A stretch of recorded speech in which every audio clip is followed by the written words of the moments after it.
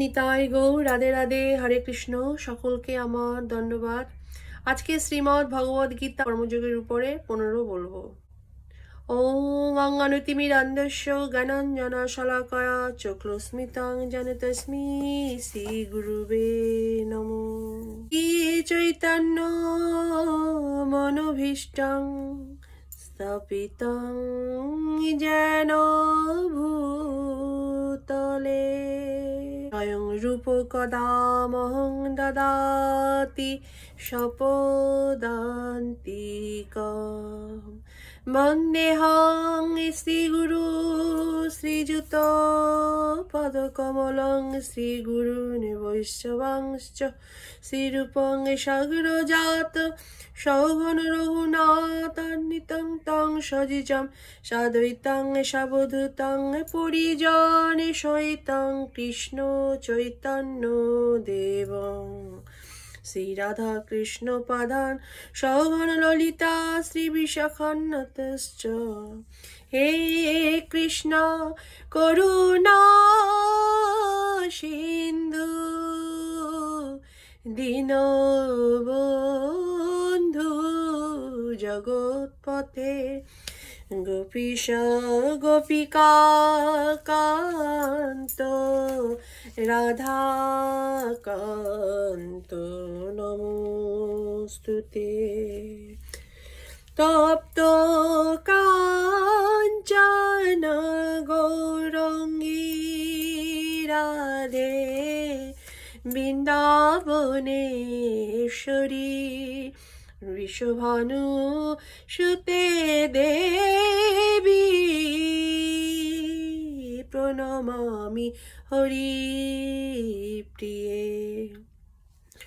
বাঞ্ছাকল্পতরুভশ্চ কৃপা সিন্ধুভ এব চ পতিতানাং পাবনেভ্যো বৈষ্ণবেভ্যো নমো নমো। জয় শ্রী কৃষ্ণ চৈতন্য প্রভু নিত্যানন্দ শ্রী অদ্বৈত গদাধর শ্রীবাসাদি নিতাই গৌর ভক্তবৃন্দ। হরে কৃষ্ণ কৃষ্ণ কৃষ্ণ হরে হরে হরে রাম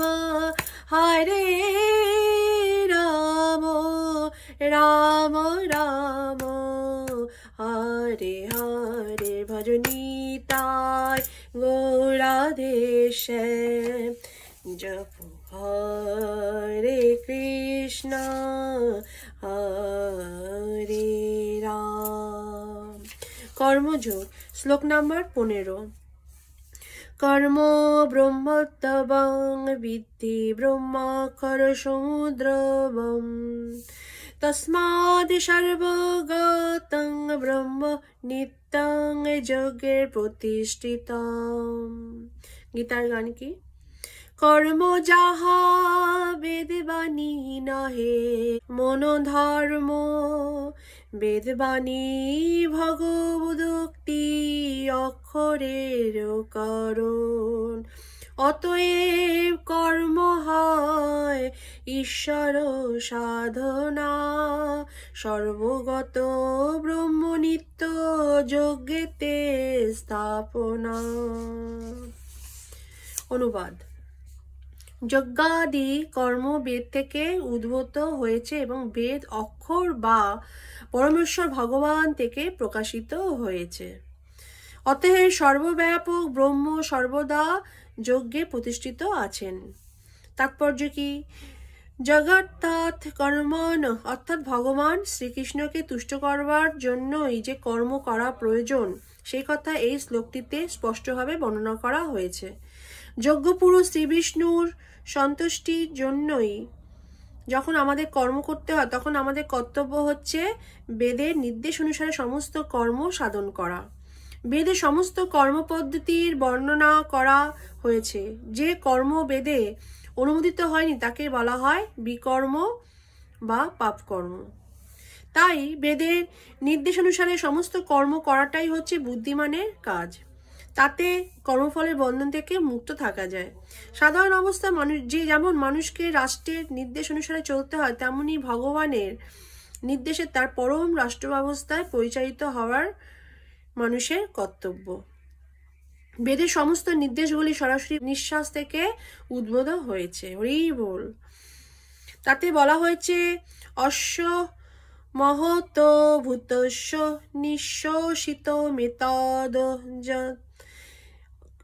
ঋগ্বেদ ঋজুবেদ সামবেদ তর্বাং ঈশ্বর কর্মে ঋগ্বেদে যজুর্বেদ সামবেদ অথর্ববেদ। এই চারটি মানে এই কয়টি বেদই ভগবানের নিঃশ্বাস থেকে উদ্ভূত হয়েছে। কি কি চারটি বেদ? যেমন আমরা জানি ঋক, শ্যাম, যজু, অথর্ব। বৃহদারণ্য উপনিষদ 4:5-11 ভগবান সর্বশক্তিমান, তিনি নিঃশ্বাসের দ্বারা কথা বলতে পারেন। ব্রহ্মসংহিতাতে বলা হয়েছে সব শক্তিমান ভগবান তার যে কোনো ইন্দ্রিয়ের দ্বারা সব কয়টি ইন্দ্রিয়ের কাজ করতে পারেন, অর্থাৎ ভগবান তার নিঃশ্বাসের দ্বারা কথা বলতে পারেন, তার দৃষ্টির দ্বারা গর্ভসঞ্চার করতে পারেন। প্রকৃতপক্ষে ভগবান জড় প্রকৃতির প্রতি দৃষ্টিপাত করেন এবং তার ফলে সমস্ত বিশ্ব চরাচরের প্রাণের সঞ্চার হয়। জড় প্রকৃতিতে গর্ভে জীব সৃষ্টি করার পর এই সমস্ত বদ্ধ জীবেরা যাতে জড়বন্ধন থেকে মুক্ত হয়ে তার কাছে ফিরে আসতে পারে, সেই জন্যই তিনি বৈদিক জ্ঞান দান করেন। আমাদের মনে রাখা উচিত এই জড়জগতের প্রতিটি বদ্ধ জীবী জড় সুখভোগ করতে চায়, কিন্তু বৈদিক নির্দেশাবলী এমনভাবে রচিত হয়েছে যে আমরা যেন আমাদের বৃক্ষত বাসনাগুলি পরিতৃপ্ত করতে পারি, বাসনাগুলিকে আমরা পরিতৃপ্ত করতে পারি, তারপর তথাকথিত সুখভোগ পরিসমাপ্ত করে ভগবান ধামে ফিরে যেতে পারি। জড়জগতের দুঃখময় বন্ধন থেকে মুক্ত হবার জন্য ভগবান জীবকে এইভাবে করুণা করেছেন। তাই প্রতিটি জীবের কর্তব্য হচ্ছে কৃষ্ণ ভাবনায় উদ্বুদ্ধ হয়ে সংকীর্তন যজ্ঞ করা। যারা বৈদিক নির্দেশ অনুসারে জীবনযাপন করতে পারে না, তারা যদি কৃষ্ণ চেতনা বা কৃষ্ণ ভক্তি লাভ করতে পারে, তবে তারও বৈদিক যজ্ঞের সমস্ত সুফলগুলি প্রাপ্ত হয়।